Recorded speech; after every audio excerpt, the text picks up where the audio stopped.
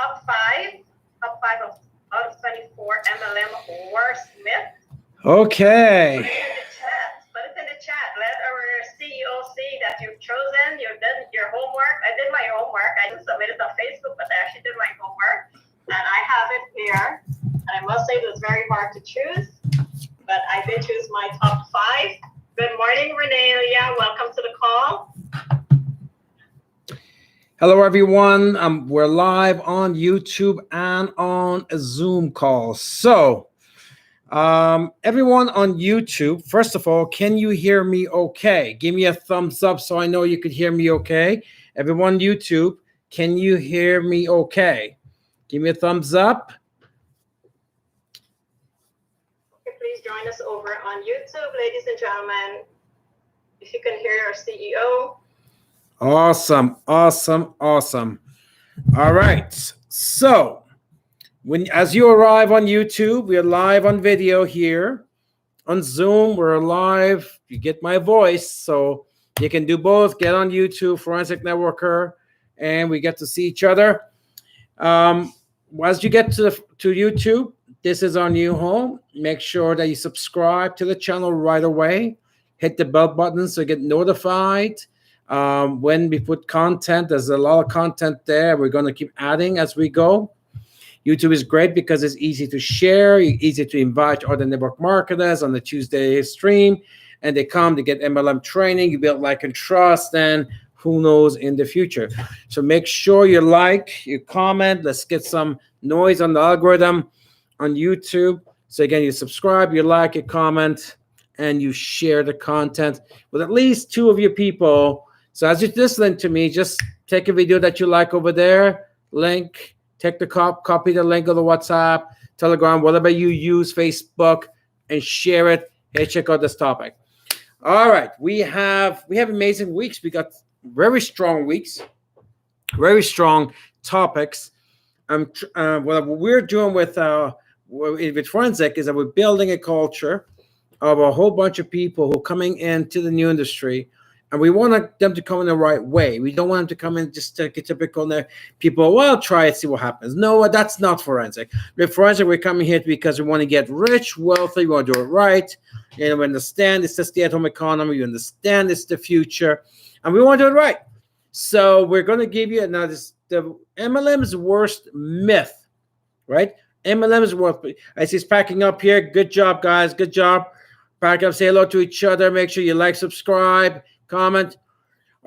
So, the MLM's worst myth. I decided to write that because I find the perception of people, I would have to say 99% of network marketers, their perception is wrong. Even the ones who've been doing it for many, many, many years, even some of the ones who've made a lot of money, because in MLM, you can hit a home run without you really understand what's going on, because it's the business of leverage. But we don't want to leave it to chance, right? We don't leave it to beaver. We want to make sure we understand the industry. I've started to say now that you really want to understand, because I want to be upfront. I'm Forensic for the last 22 years. It's been about telling you what everybody else doesn't want to tell you, right? And I want you to know, I've always said I built 5 multi-million-dollar businesses. I've always said I don't want to have 100,000 in and 90,000 out, right? If it's mass entry, mass exit, I'd rather have 10,000 in and keep 50% of them. So, and that's what we've done over the years. That's why our stat ratio, we destroyed the DSC averages with all the performance averages, because that's our attitude. We take the brand new person who has a perception of what this MLM is, which is 99.999% of the time is wrong. Then, we want to interrupt that pattern, switch all of that, give them what they really need to know. All right, so I decided to write down the biggest MLM myth. There's a lot, but they're the main ones, and I could immediately come up with 24 of them last week. So I shared it with you, but I know there's more. Then I went to Forensic Networker Nation. That's okay. Give me a top 5. Watch the video. There's 24 there. Give me a top 5. And I warned you. I said, look, it's going to be difficult, because you're going to read every single one. You're going to say, damn, they're all important. And it is all important. And then Ivy came up with number 1, our head of our graphic team, give you number 25. And I was surprised and impressed with some of you in the Forensic Networker Nation on Facebook. You guys came up with some pretty good ones yourself. So it's out there. I want every single one of you to go to Forensic Networker Nation. It's the last post. Go find that, the worst MLM myth of MLM, and give me your top 5. Now tonight we're going to talk about some. I already have 24 there. Some of the folks, some of you guys can make your own, which I love. I mean, because I believe, if we really work hard at this thing, we can probably come with I got 24 there, making 30, 35, 40. I like to get all the myth. Why not? I mean, there's a lot of perception out there. Unfortunately, for a lot of people, perception is their reality. And of course, that means that they don't know that they don't know, right? They think they know, but they don't know that they don't know.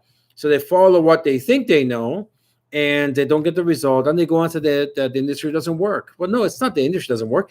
You really had the wrong perception. And by the way, if you treat everything else you do in life the same way you treat your MLM business, which is by perception, you're never going to get anything right. You couldn't make an omelet in the morning with a perception. You need a recipe. You got to watch someone doing it. Something as simple as that. Let people come in a very complex industry of MLM, and then they say, I'm going to become a millionaire if you text me all weekend. And by the way, I want to do it all weekend, and I don't want to learn anything new. So the perception is wrong. All right.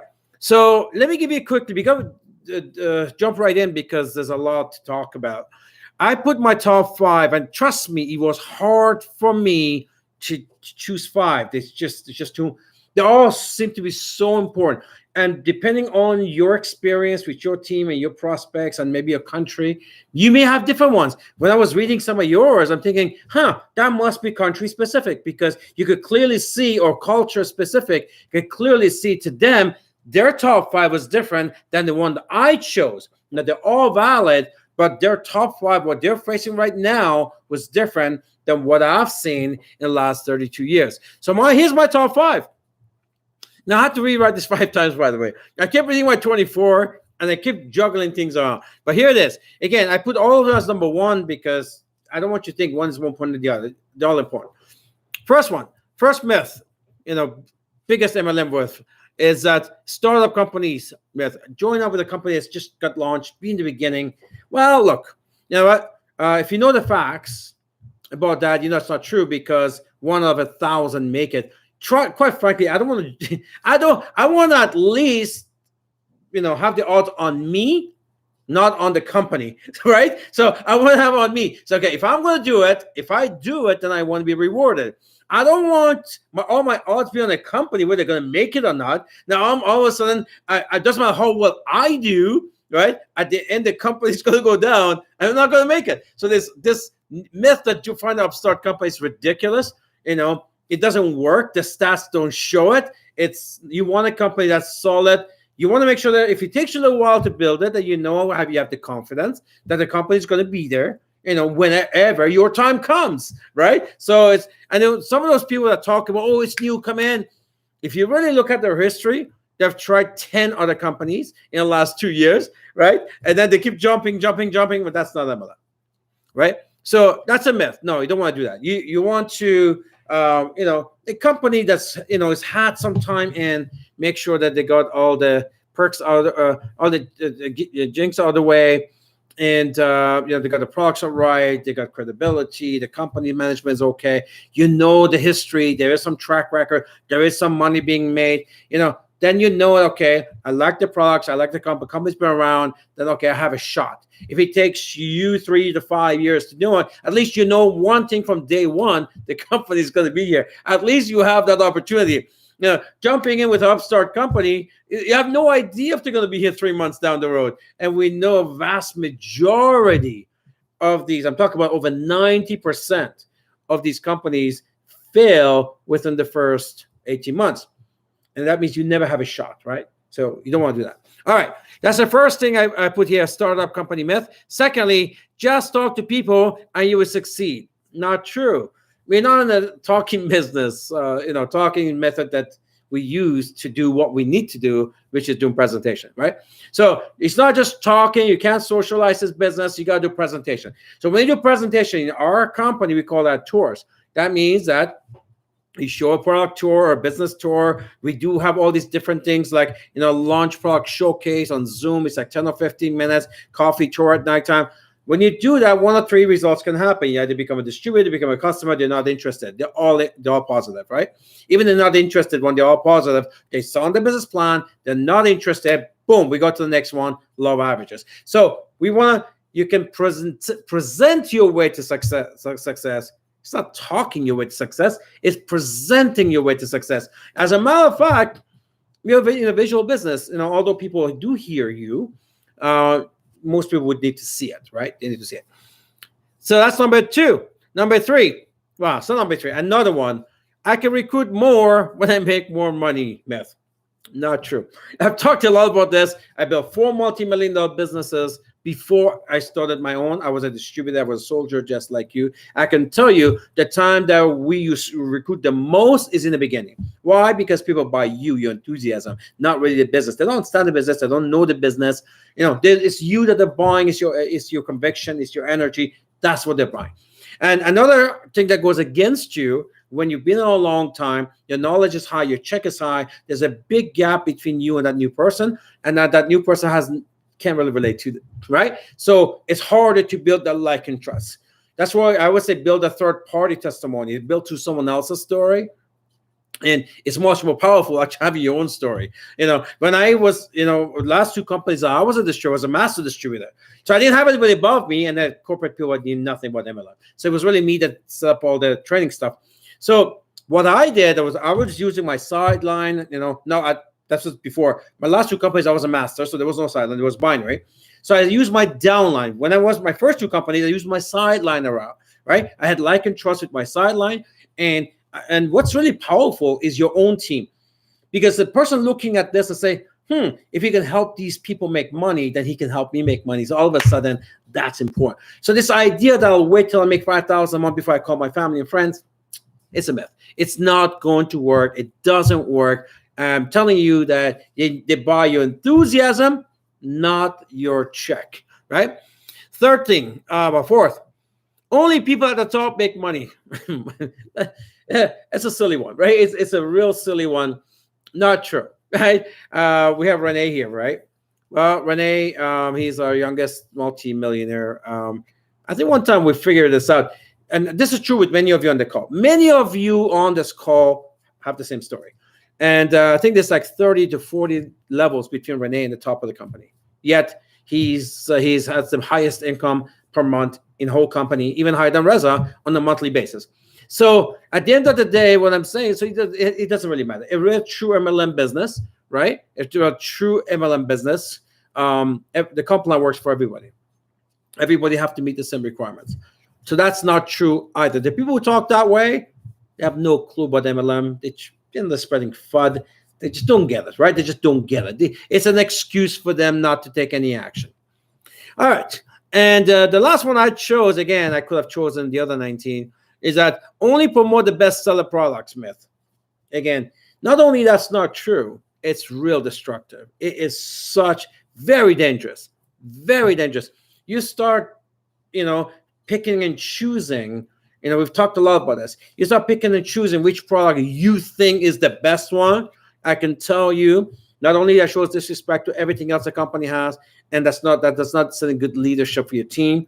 Not only you lose a ton of customers who are interested in those and not on the one you particularly like. Just because you like that one product, it doesn't always the best seller. It doesn't mean that the people are not going to buy the other products, right? So, but here's a main reason. As a person who built, what do you get paid on? CV. We get paid on CV. So let's assume, let me just keep it simple. Forget about everything else. There's many reasons why it's wrong, but it's one reason should be enough for you to be very scared. And that is, you got 1,000 people, right? The very first thing we want to do is make sure that people use their own product. If they use their own product and they get the experience, they share the experience with other people, and they sell the product based on those experiences. So you got 1,000 people. Let's assume they're all using a product. Say they're all using one product. Well, you make a check. If they use 2 products, you double your check. You don't need a mathematician to figure that out. If they're using 5 or 6 or 7 products, you make a ton of more money. This idea that you're going to start and you're going to keep pushing one product is ridiculous. It doesn't make sense in any capacity. It's shrinking your business, which is really destroying your business. And it's just, I can go on, give you 10 reasons, and we've done that in trainings about that, why you shouldn't do that. And so let people, by the way, this happened already in our company. We've had countries like Sweden, that shut down that one product, like the Fountain of Life. All of a sudden, because the culture was one product, the whole country shuts down. Imagine that happens to you, right? We're in the health business. Our fashion is going to, if one of our health products gets shut down in the country, happens to every MLM company, not shut down, meaning that, okay, they want product approval, or for some reason that country has a problem with antioxidant. It happens. Every country has their own regulation, right? But guess what? If your team is used to using other products, you still got sales coming in. We got some fantastic stuff in our Captive and Sensual and Sterling and Microservice Spray and the toothpaste. Are you kidding me? Big news about the toothpaste, Microservice. Huge news. Don't miss Monday call. Huge. Probably bigger than matches some of the fall stories. You're going on Monday. We talk about it on Monday. Okay. So yeah, it doesn't make sense for you to pick one product, use them all, promote them all, and the CV skyrockets. You're like that. But also, are your people making a lot more money because now they got a lot more choices for the customers? All right. Those are the 5 that I chose. Now, as I promised, I'm going to go through my list. Mavis has her 5. Mavis says, you will get qualified leads. Okay, so you'll get qualified leads. Okay, so what she means by that is that, yeah, so basically go chasing leads, right? Well, she's right. I mean, we can't prejudge, right? All of us, including me, started as somebody who was not experienced in MLM, right? We got in, we evolved. So she's completely correct there. By the way, if you've given me the top 5 and you want to speak, put your hand up on Zoom, and I'll have you share your own top 5. So Drusilla, keep your eyes on that. Don't worry about it. You can interrupt me if you like.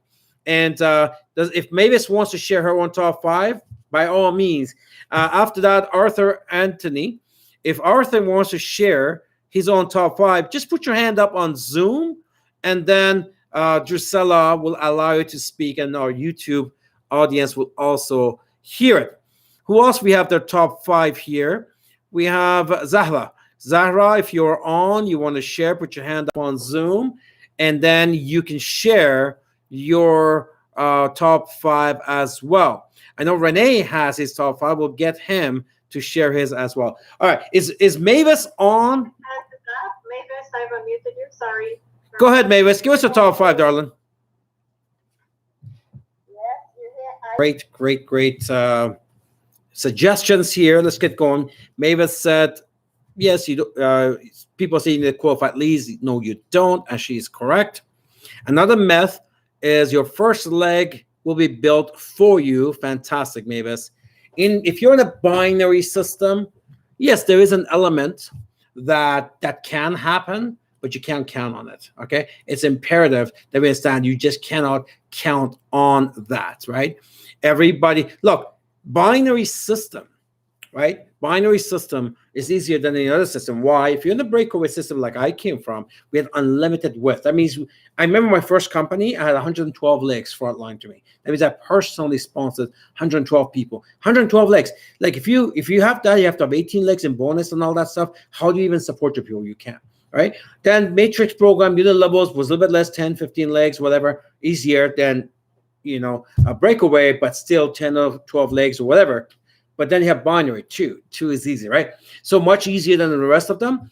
This and with that you can get some help. Sometimes you get some help from upline,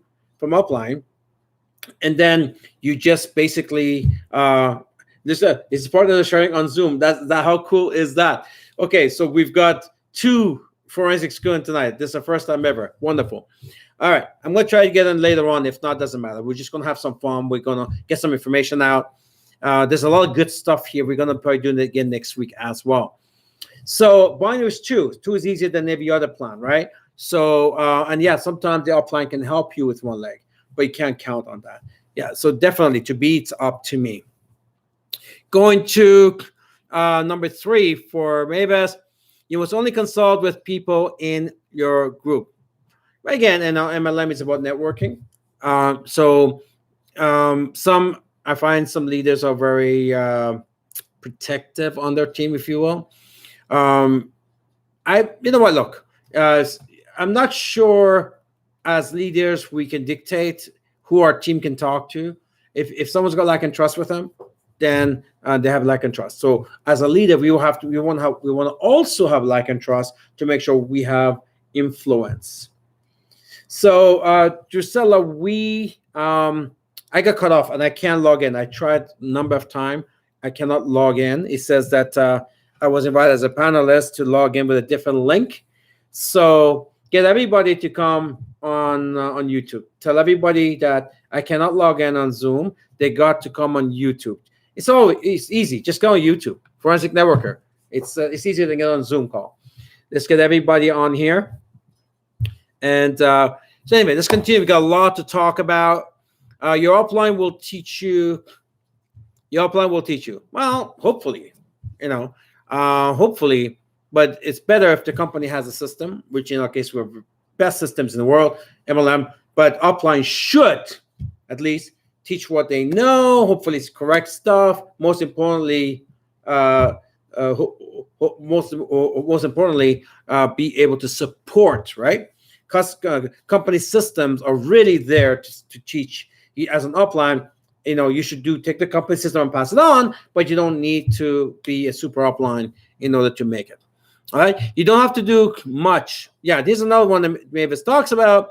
You don't have to do much and you'll make it. Well, that's not called MLM. That's called a Ponzi scheme, and maybe the few end up cashing in for a couple of months and then they didn't. By the way, I know people who they just love Ponzi schemes and they always broke. They didn't make any money, of course, and they lose their reputation and soon they're out of it. So no, how do you say you get into a business and make a lot of money and don't have to do much? I don't know who accepts that.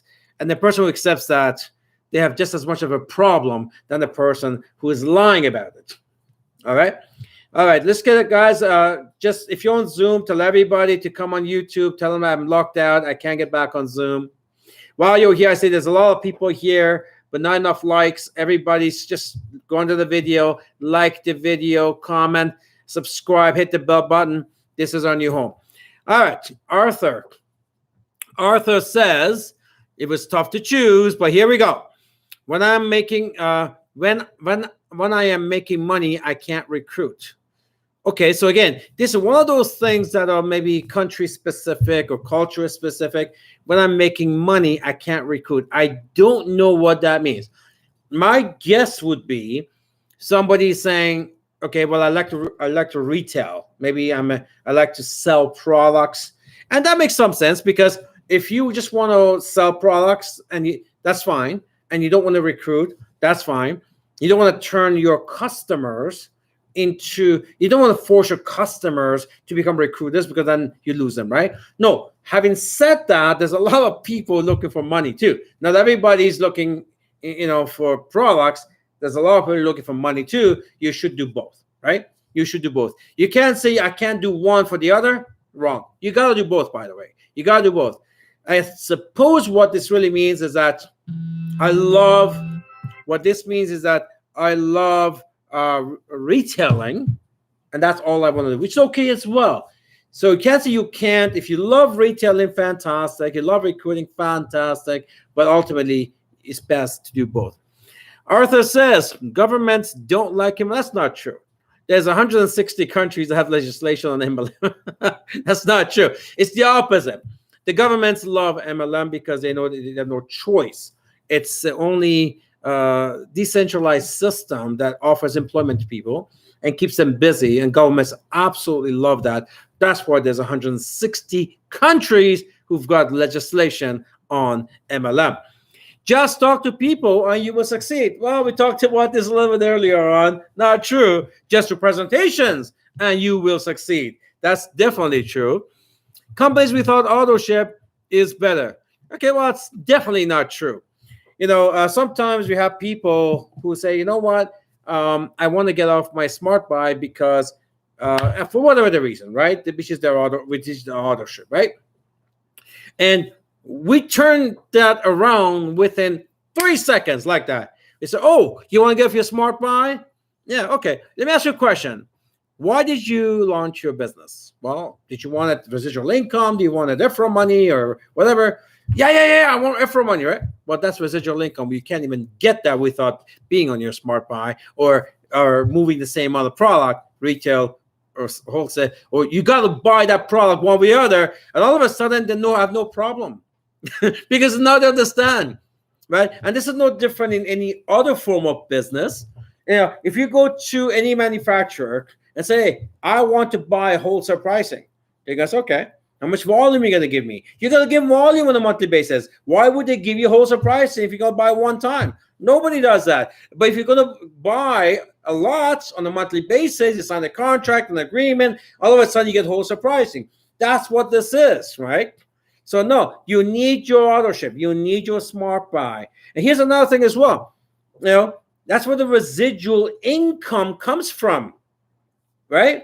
And where are you going to use your own products? If you're not ordering, how are you going? So again, the issue is not the authorship. The issue is if you're getting the authorship of the same product every month, that becomes problematic. Eventually, yes, you're going to have some already, right? Then you get off. But if you're using all the products, especially a company like ours, you could never have enough volume, enough points to actually buy everything you need at home on a monthly basis for one person, let alone the whole family. I mean, the shampoos, the Sterling, talk about spray, we talk about toothpaste, FOL, all the stuff, all the fashion pieces. Have you seen those parts stuff that just came out? I just did a video today. The new fairy stuff, it's insane. So, no, you definitely, no, in our case, in forensic, I should try to keep it specific for MLM and not really our company. It's kind of hard. Most of you are from our company. But with us, at least you have the freedom of a shopping credit where you can actually decide what you want. We don't ship you the smart buy products like other companies. Only people at the top make money. Well, we talked about that with Renee, so thank you for that, Arthur. Zahra, let's look at her top 5. Only English-speaking make money. So here's again, my guess is another culture-specific kind of challenge, not challenge, but objection that they get. That's not true because I can tell you, much of our Asian community here, they don't speak English. So there you go. And they're doing very well business. In Philippines, many of them don't speak English. Most do, but some don't, right? And pretty much every country that we operate in that don't speak English, well, guess what? They don't speak English. So it really has nothing to do with English speaking. Really, it really has nothing to do with that. Only educated people make money. Not true either. This is not a complicated business. We're in the commerce business. We buy product at wholesale and sell at retail, and we talk to people to buy at wholesale and sell at retail. Right? The presentation is pretty simple, right? Everybody can take that, download that PowerPoint, and just read through it. Everybody can get people on a Zoom call. Everybody can get the people online to watch a product showcase at lunchtime. Everybody can get the people to talk to the upline. It's not that complicated. You don't need to be educated to do that. My own mother, she made 6-figure income in MLM for 10 straight years, and she doesn't speak English very well.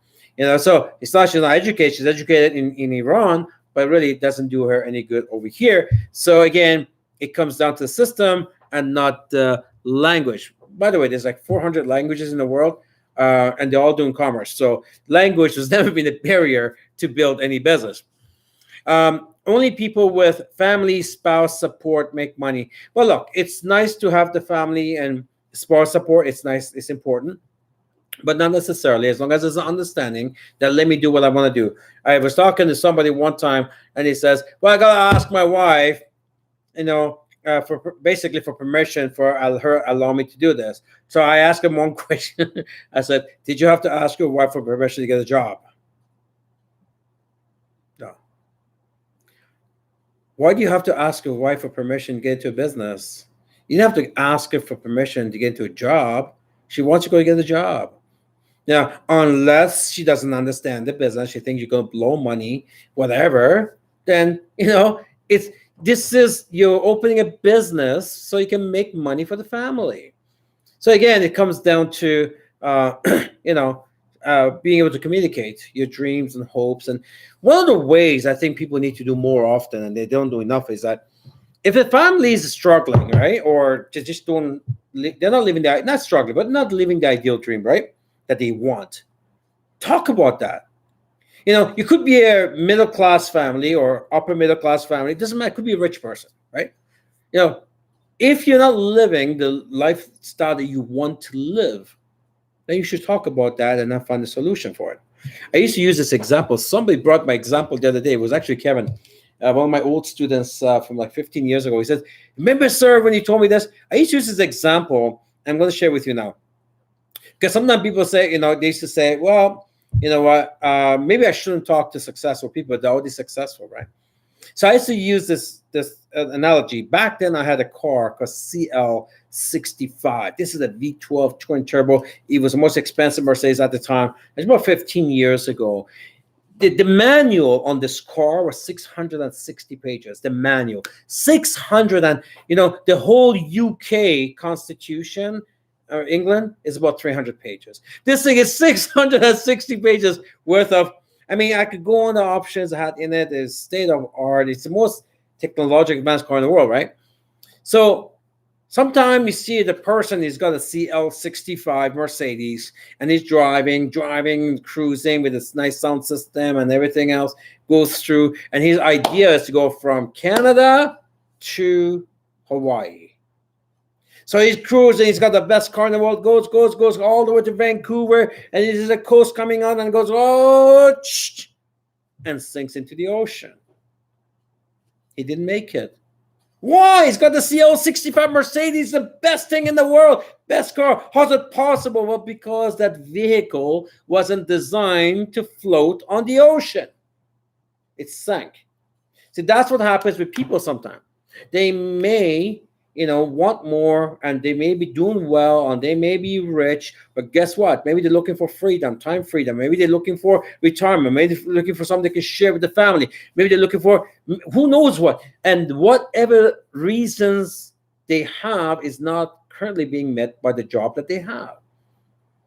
Because jobs cannot be shared. Guess what? MLM can be shared. So maybe somebody doesn't want to stress anymore. You want to have the same income as their job, but they don't want the stress. Maybe somebody wants to spend time with their kids, right? So that CL65 Mercedes job, it's expensive, it's beautiful, it's all this stuff, but it's not designed to float on the ocean and get rid of the stress that they're looking to get rid of. That MLM brings that part to it. So again, going back to that, is that, you got to take a look and see, what is it that they're looking for. Only unemployed people make money, I guess, or make it. Is that what it means? That's another one I have to put on. Only unemployed people make it. I don't know how this is even relevant. Employed or unemployed, it's not even relevant.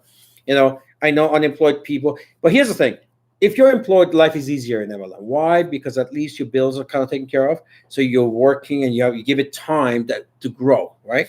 If you don't have a job, it's tougher. It's the opposite, because now you're rushing to pay your bills, and you're not taking the time to write or learn or anything like that. So then you just get so pressured. You would eventually grow, but you're so pressured that you quit to go find a job anyways. So it's good to do this. MLM is a fantastic part-time business. So you don't need to be full-time. Now, there are some people who don't have a job to get into full-time. Great. They don't have a job, and at least there's something there, right? Something there. But if you do have a job, don't quit it for this. Wait, I teach you this on forensic, when to switch to go full-time. We have a full training on that. All right. Renee, his top 5 is MLM. I need to be a salesman. Well, we talk a lot about that forensic. No, absolutely. We're in the marketing business. We're not in sales business. Sales is when you present something and you need a result at that moment, right? You need to get a result to make that sale. MLM does not like that. MLM is about residual income. MLM is about keeping somebody to constantly buy or sell so we can give residual income. It's two different things. I find with MLM, you have to build like and trust. It's deeper. You got to build that relationship, right? I know salespeople talk about that, but they don't care. They need to meet the quota that month. They want to sell this. Because they're so pressured to make that sale that they really ruin any relationship they can build. Most of them do that anyways.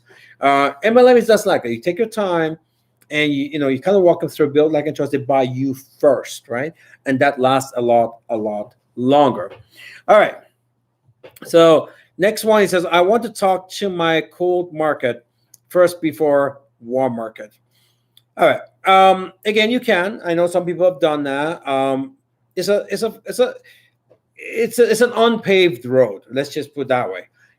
Because you obviously remember people buy you first. It's like and trust. Once you understand that, that if you have a proposal for somebody, there's 3 reasons why they accept your proposal, whether to buy your product or join your business. One of them is they like you. You have to establish like. Second one is they trust you. You have to establish trust. And third is you look at the opportunity, your product, and they understand the concept, and then that's why they get in or they buy. Well, when you deal with a stranger, you don't have the like or trust yet. You have to build it. It's harder. But see, you have that like and trust with people that you know. Even if you don't have the trust because you've done some stuff you were not successful, at least they like you, right? Then you can work on the trust, and there are ways to do that. We talk a lot about that in forensic. You use it's called third-party credibility and all this other stuff, right? And then, so it's much easier to deal with people who actually know you first. If you don't, like if you say, and I absolutely want to be a cold market, people have done it. You can do it. I'm not saying not to do it. At the end of the day, once you've gone through your warm market anyways, you have to go to the cold market, learn how to recruit and prospect, right? But I'm just saying, if you have that warm market up front, then it's a lot easier to get yourself off the ground. All right. Renee, you have to join in the beginning to make money. We talked about that already. Look, if you happen to get in at the right time, like the rest is a good story. He was my brother, so he got in, but he did nothing for 3 years.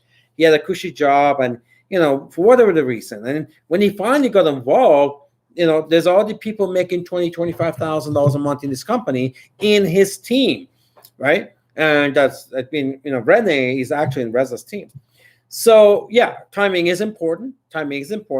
I don't suggest you take Reza's route, wait 3 years to get involved, but it's a good story though, right? It teaches a lot of us what we need to do.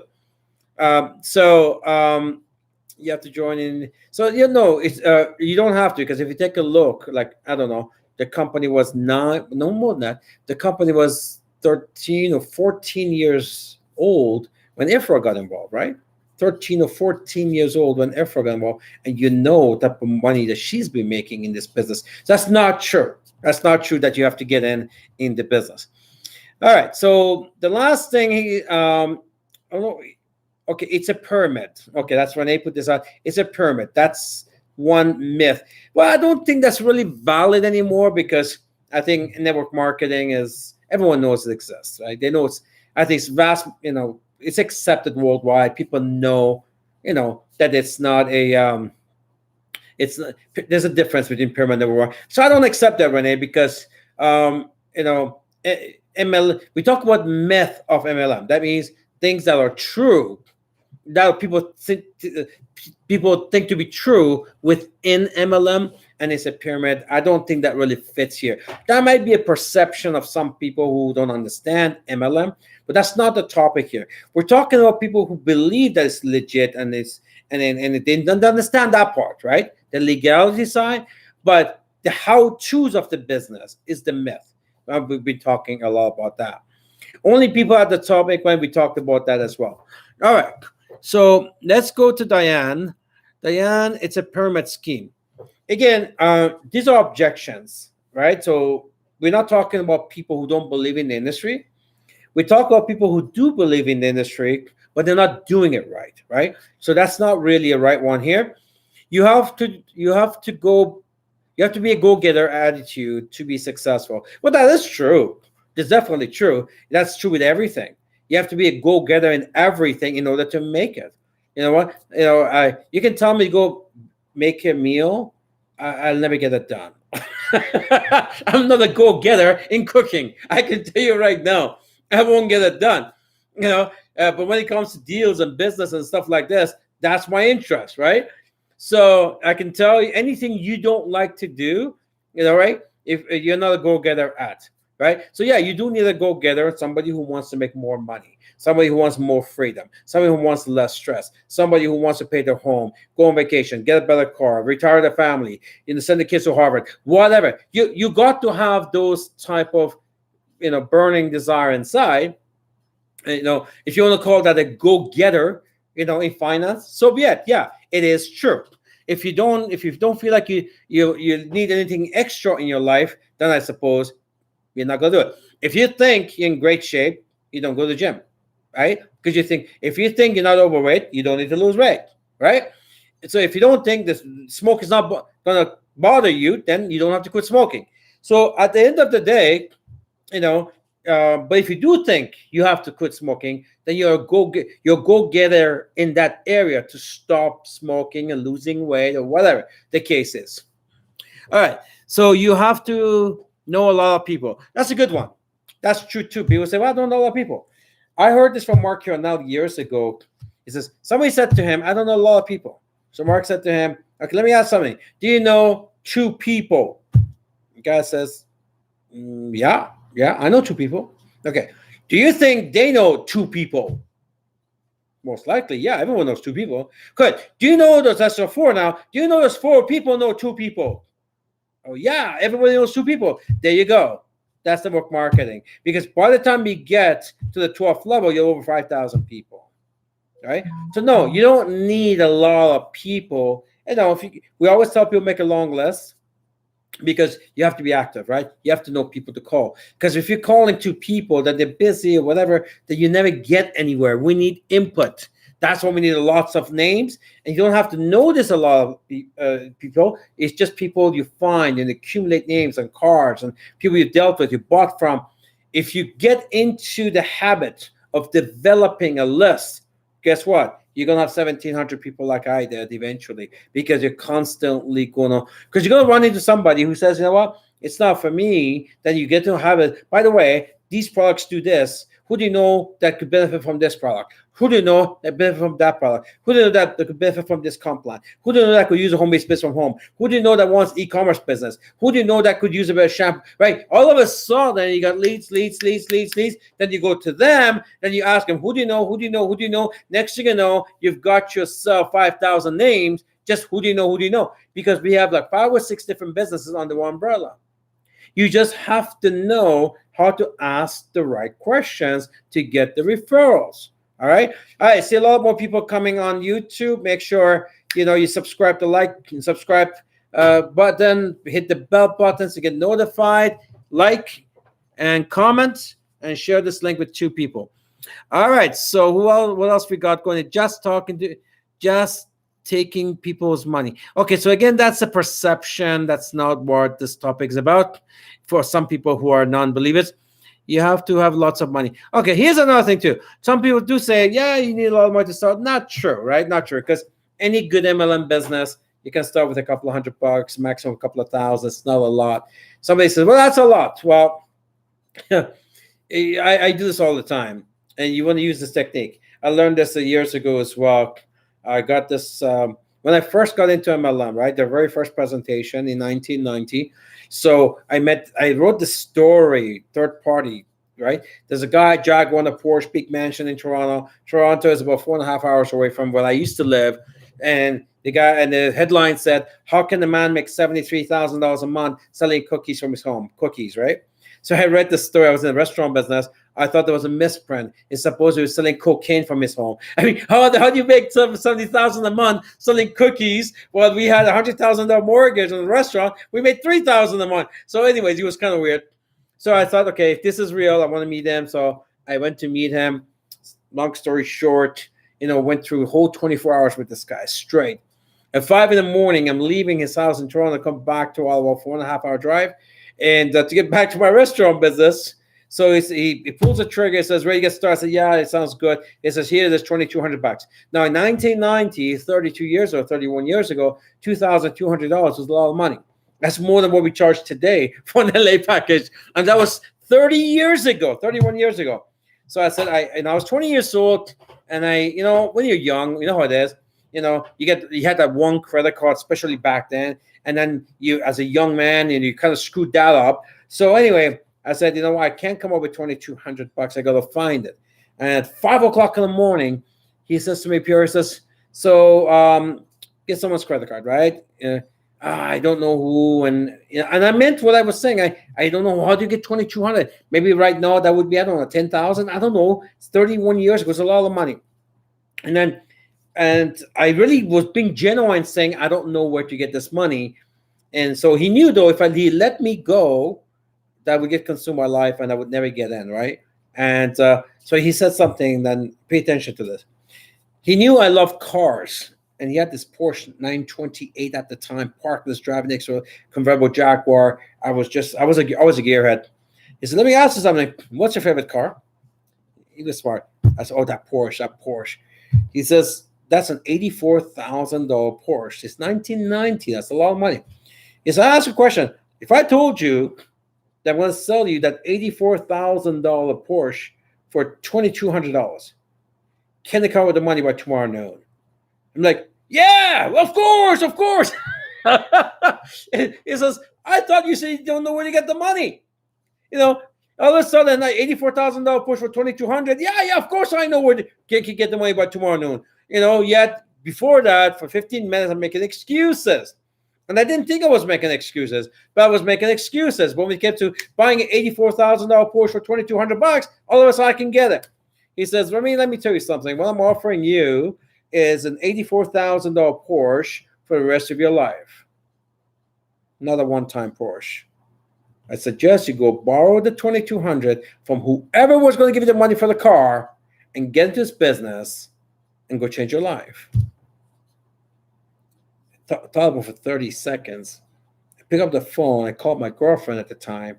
I said, you still got that credit card? You still got a Visa card? At 5 in the morning. See, so this idea, people say, you got to be rich, they don't have the money, it's an excuse. Because if their car breaks down tomorrow, they'll find the money, right? So it's not about not being able to get the money. It's about how much of a priority, priority that is. All right, so what time is it now? Wow, time flew by. Let's see what else we've got here. Okay. So I think there's a lot more. I think we're going to keep covering this. So everybody go to the Forensic Networker Nation. And then get yourself, give me your top 5, right? You can use one of the 24 we have there. I'm going to add some more. We're probably going to get about 30, but some people get some really good stuff here. And we're going to keep adding to that. But just give me your own.